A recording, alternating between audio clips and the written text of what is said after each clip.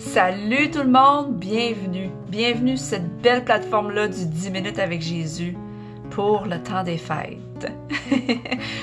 Puis je voulais relâcher deux paroles, deux vérités qui ont vraiment fait une différence dans ma journée en ce jour. Donc, je vais prendre l'opportunité de la partager parce que tout ce qu'on reçoit gratuitement du Seigneur, on veut leur donner. Et c'est la beauté de la chose de partager, c'est que non seulement ça va renouveler ton intelligence à toi qui m'écoutes aujourd'hui, mais je me renouvelle en ce moment encore et encore en le partageant. Non seulement je l'ai lu, je l'ai médité, mais maintenant je peux le partager, cette bonne nouvelle de l'Évangile du royaume. Parce que Jésus, c'est ça qu'il est venu. Il est venu faire. Il est venu partager à quoi ça ressemble le royaume des cieux ici sur la terre. Amen. Donc, prions ensemble. On va aller lire en premier dans le livre des psaumes. Merci, Papa. Merci, Seigneur. Merci. Merci pour le renouvellement de nos intelligences aujourd'hui.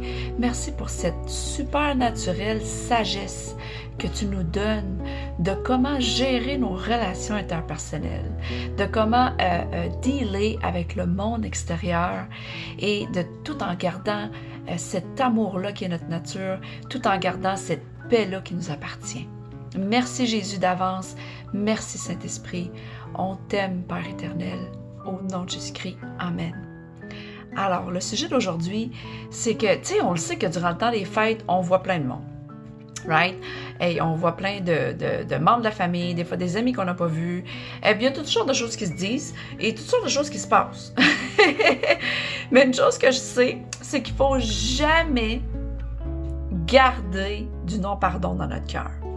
Que aussitôt que les situations arrivent, il faut rapidement les donner au Seigneur, il faut rapidement agir et laisser l'Esprit de Dieu venir guérir notre cœur instantanément, rapidement.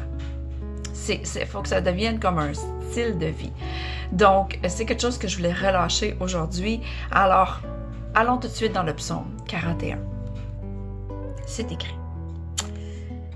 Et je vais lire le verset 10 seulement. Alors, c'est écrit, psaume 41, verset 10. « Mon meilleur ami lui-même. » Et là, tu peux mettre ma mère, mon père, ma soeur, mon frère, ceux avec qui je suis en relation, ceux que je suis en train, ton fiancé, ton mari, ton épouse, les gens que t'aimes au travail.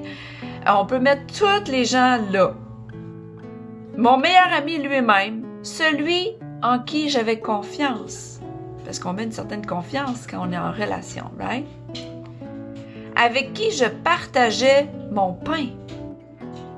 C'est-à-dire avec qui on partage nos sentiments, nos confidences, nos joies et même nos peines parfois.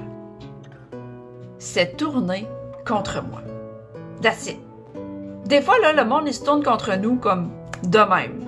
Ou ils prennent une décision qu'on n'avait pas vraiment vu venir. Ça l'arrive. Et surtout dans le temps des fêtes où on se voit toute la gang. Donc, garde ça en tête.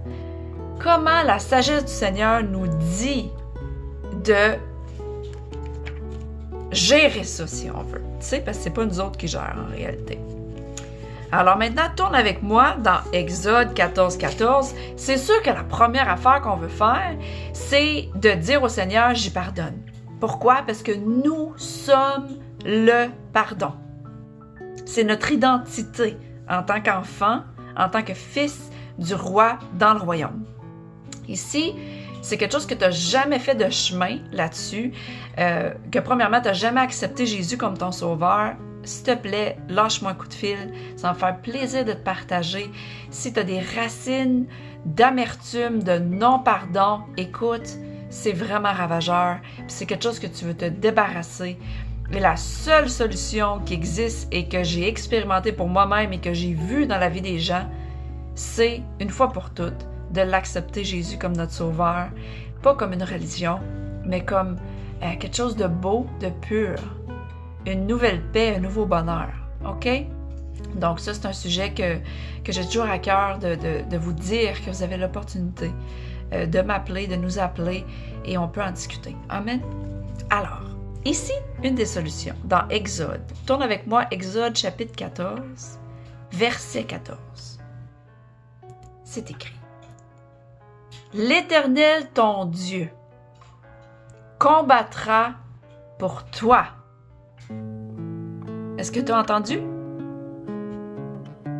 C'est l'Éternel lui-même qui combat pour toi. C'est pas toi qui essaie de fixer la personne. C'est pas toi qui essaie de combattre, de donner un coup. Tu sais, t'as reçu un coup, mettons, là, tu sais, un ami s'est tourné contre toi ou quelqu'un que t'aimes et là, tu veux répliquer en vengeance. Non. T'essayes pas de fixer la situation, t'essayes pas de fixer les gens, t'essayes pas, t'as pas d'effort à faire dans cette solution-ci, là.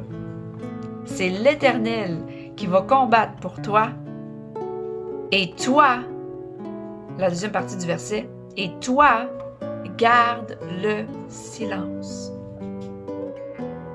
Et ça, pour garder le silence, ça nous prend bien effectivement le fruit du Saint-Esprit, de la maîtrise de soi, que c'est beaucoup mieux dans plein de situations. Je vous dirais quasiment le 3/4 des situations. Garder le silence, c'est notre meilleure position. Parce que quand les gens, tout d'un coup, se retournent contre nous ou essayent de nous faire du mal, puis l'ennemi, trompez-vous pas, hein, l'ennemi va toujours essayer de vous atteindre. S'il n'est pas capable de vous atteindre, vous, là, il va toujours essayer de prendre des gens autour de vous pour vous dire des choses méchantes, pour vous distraire du royaume.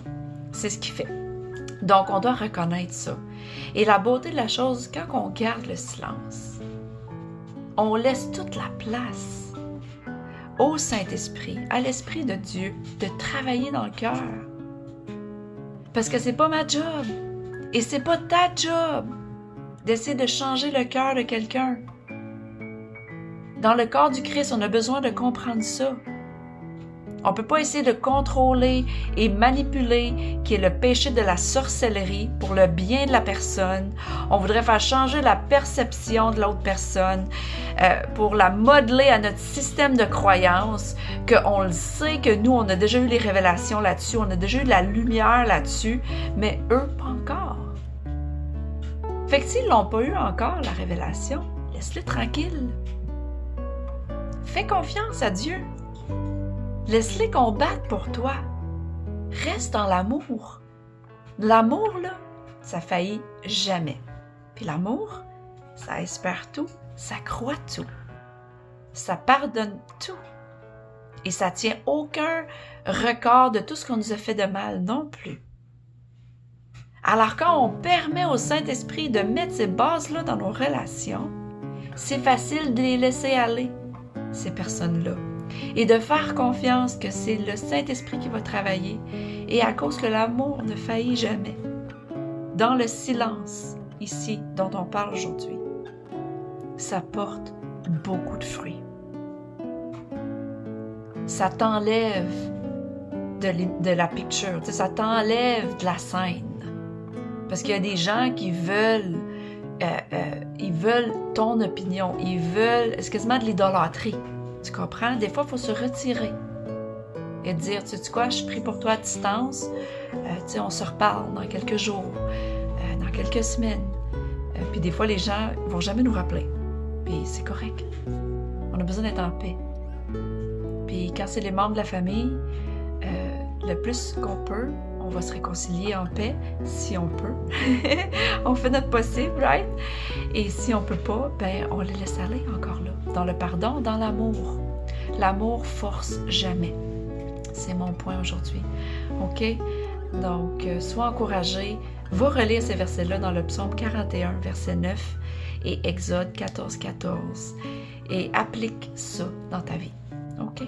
Je vous aime fort et je vous souhaite la belle année qui s'en vient, que ce sont des projets de bonheur et non de malheur pour nos vies. Amen. Bye bye.